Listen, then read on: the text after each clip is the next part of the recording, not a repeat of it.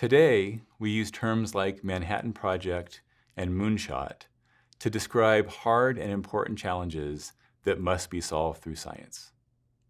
The current COVID pandemic and the worldwide effort to first understand and ultimately conquer the virus is certainly an example. This is big science. This is team science. This is science that matters. Trinity was the original moonshot, and the Manhattan Project defined the term. Trinity validated a new class of supreme weapons that derive their power from not actually being used. But perhaps more importantly, Trinity ushered in a new way of doing science around the world. It also established the essential role that science plays in national security. Trinity ushered in the atomic age, it advanced the frontiers of nuclear science, and it laid the foundation for breakthroughs in simulation and computing technologies. Trinity is arguably the greatest scientific experiment ever conducted.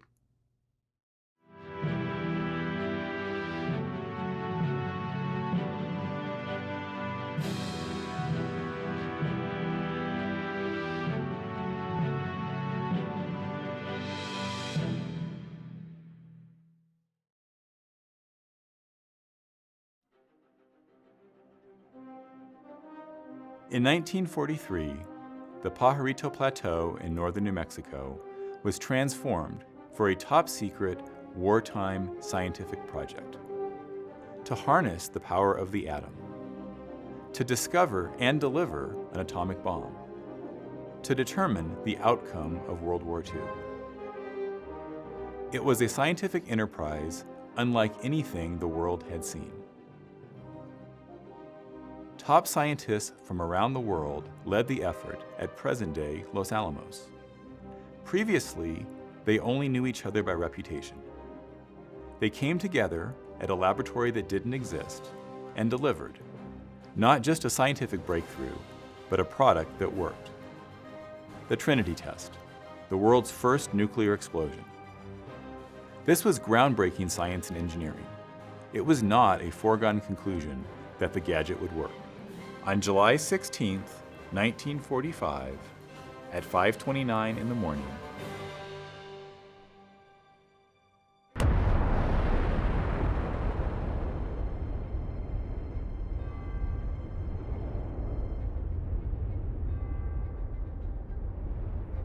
the Trinity test was unambiguously a success. The implosion worked, and that same underlying science led to the end of World War II within less than a month. It's also the case that science was changed forever. 18 Los Alamos scientists had either already won the Nobel Prize or went on to win it. That's certainly a measure of the fact that the best and the brightest came to Los Alamos to solve a very hard problem, but arguably even more important, the set of folks who went on to win the Nobel Prize after Los Alamos learned how to do science by the experience of Trinity, and that's a big part of the legacy of the Science of Trinity. I view the Trinity test and the Manhattan Project as the existence proof for the fact that science has an enormous impact on national security. And that was not appreciated before the Manhattan Project.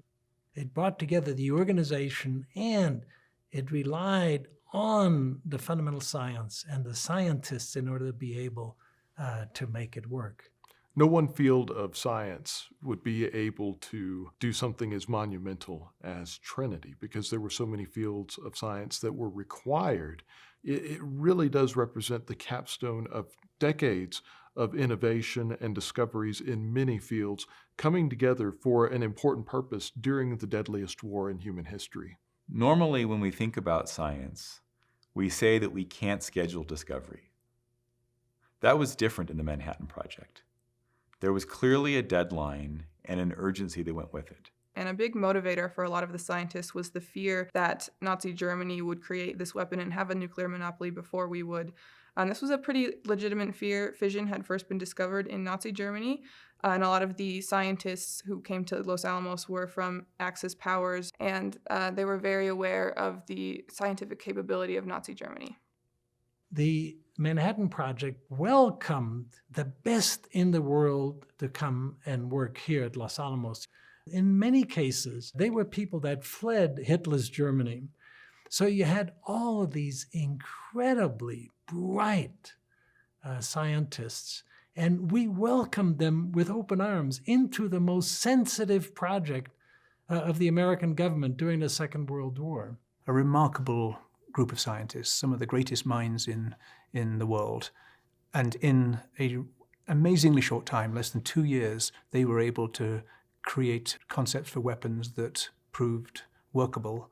But they had also created a whole range of new technologies in experimentation, nuclear science, material science, chemistry, metallurgy, computing, simulation, theoretical physics.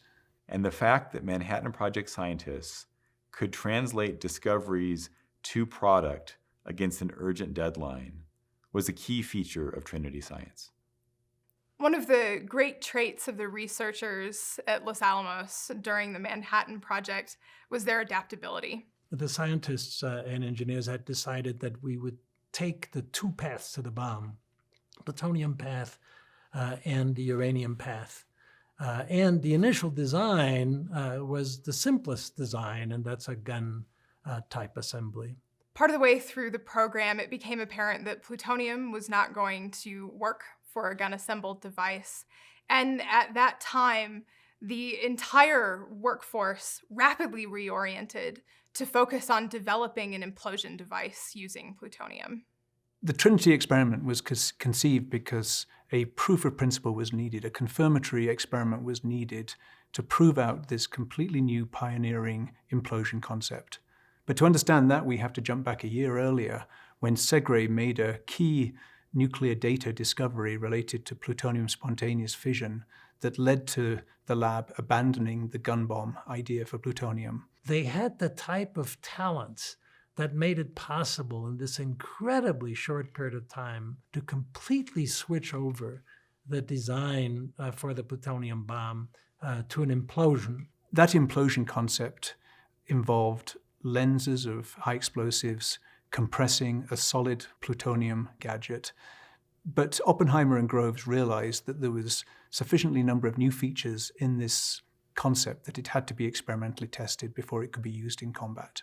And so basically in 10 months, this goes from being made a major effort at the laboratory to being successfully field tested. And then just a few weeks later, in August of 1945, implosion weapons, Batman, entered combat for the very first time, again successfully. It really shows how versatile the staff was under great pressure during World War II.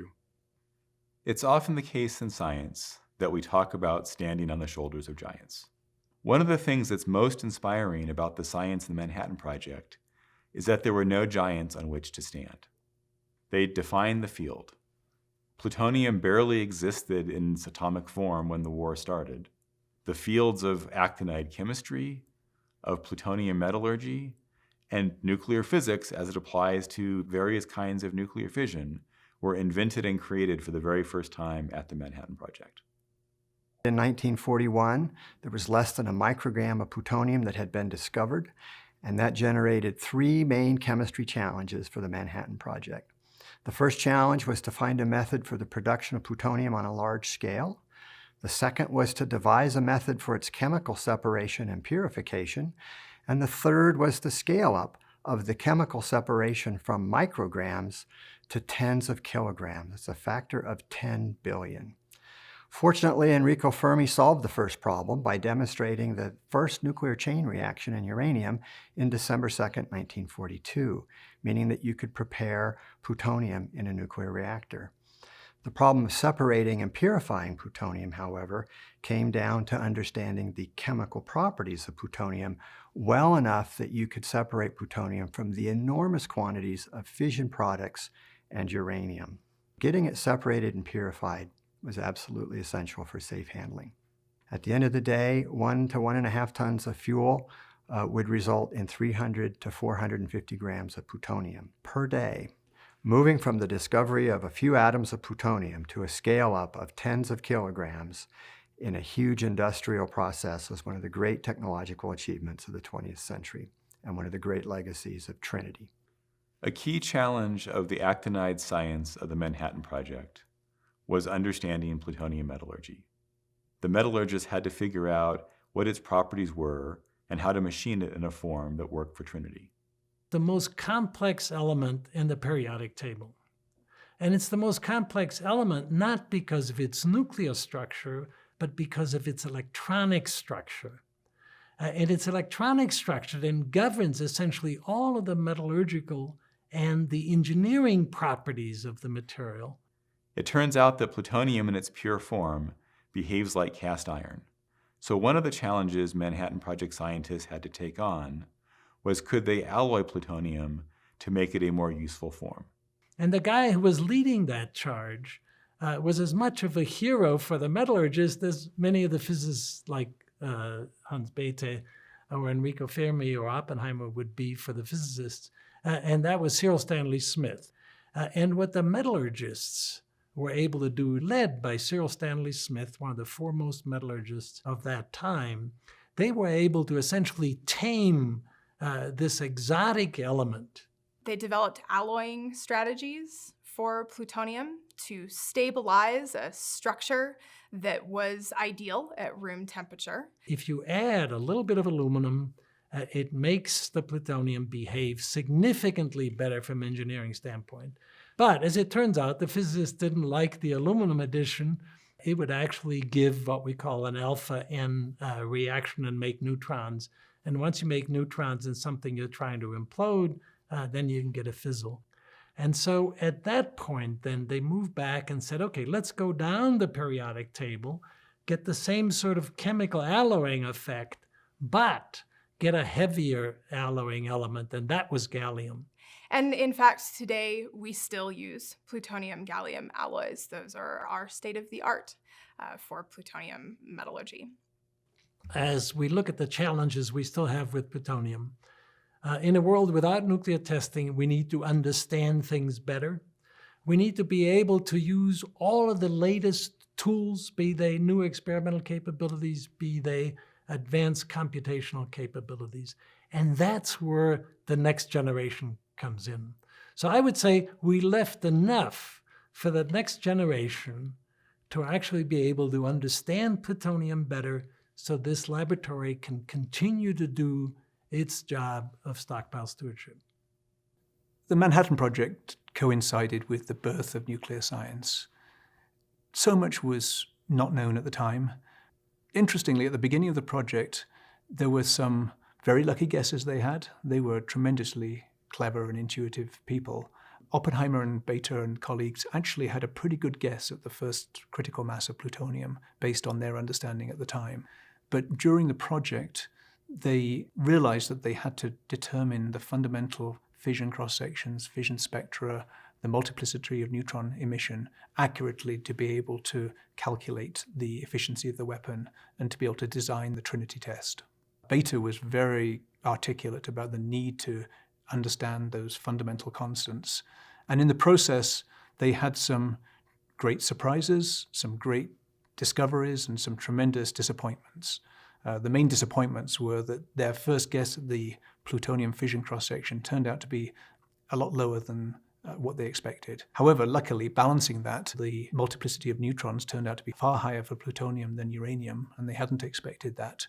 Of course, there was also the famous story of Segre's discovery of the importance of plutonium-240 fission, but that had the golden lining of the fact that the implosion concept was developed.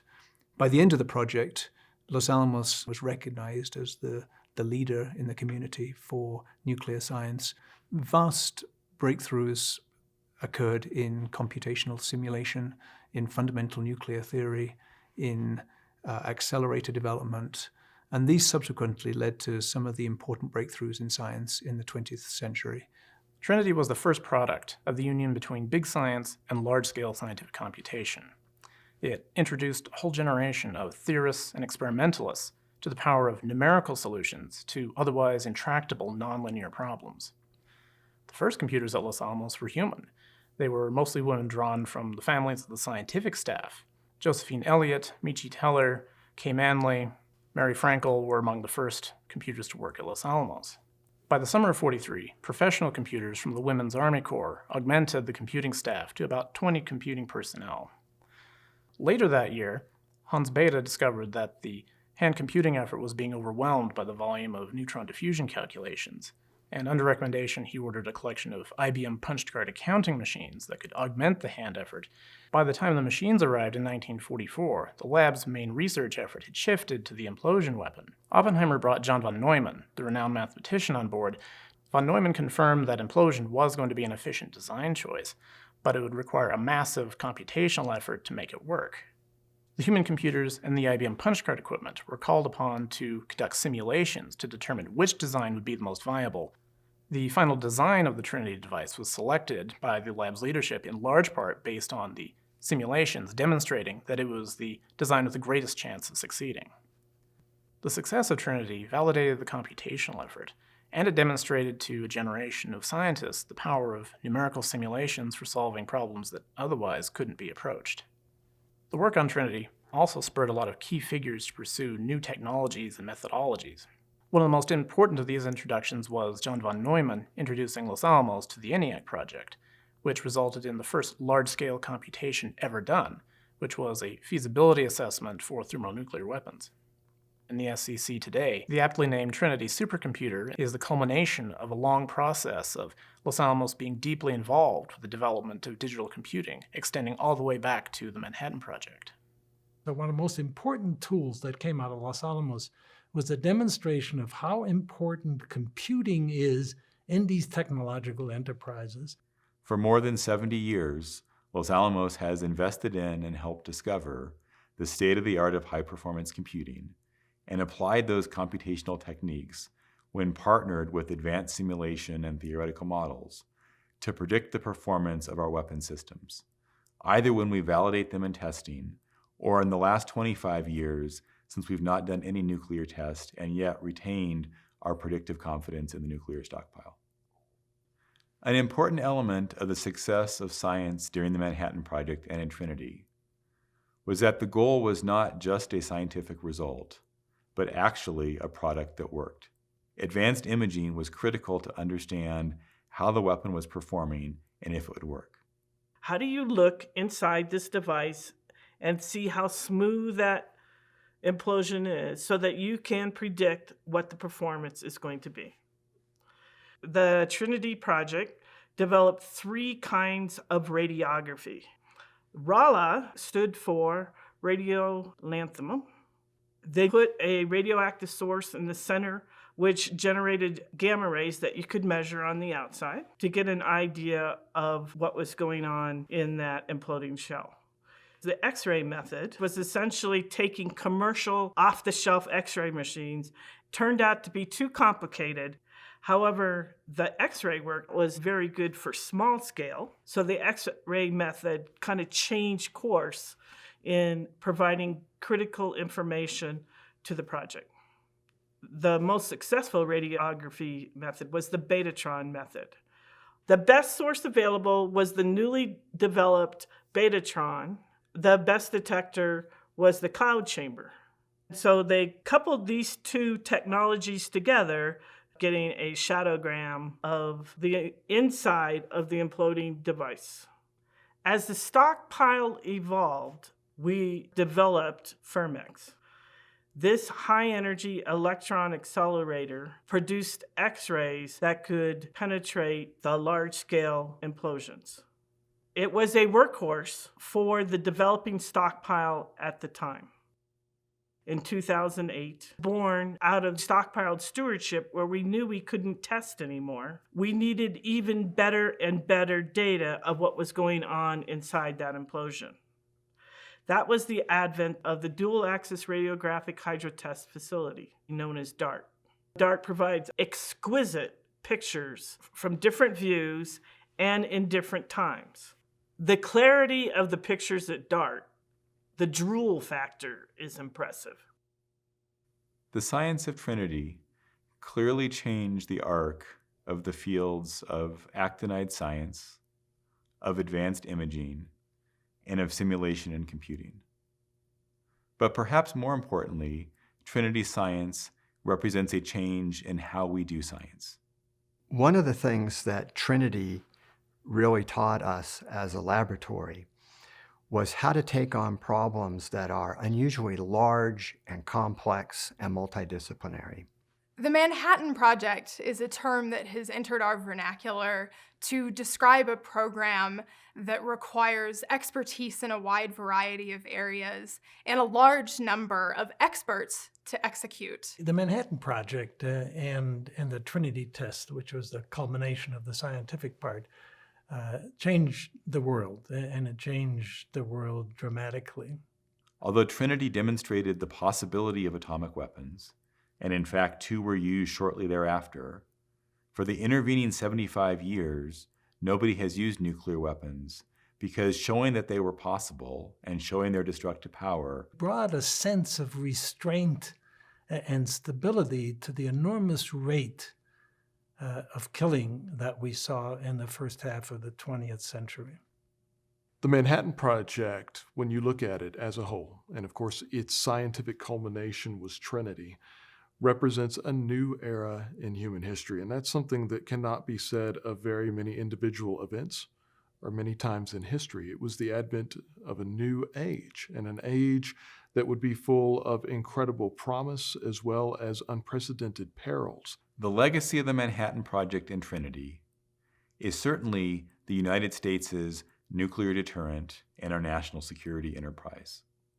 And in fact, the entire family of Department of Energy national laboratories grew out of the success of the Manhattan Project, leading to the scientific infrastructure that we in the United States have today. So to me, as I look back, it was this remarkable accomplishment by the scientists, engineers, the military people, administrative people here at Los Alamos and in the complex that made it happen. And to do it in a time scale that was remarkable of some 27 months, brought the scientists together, made a direct contribution to our national security and to the future of the world.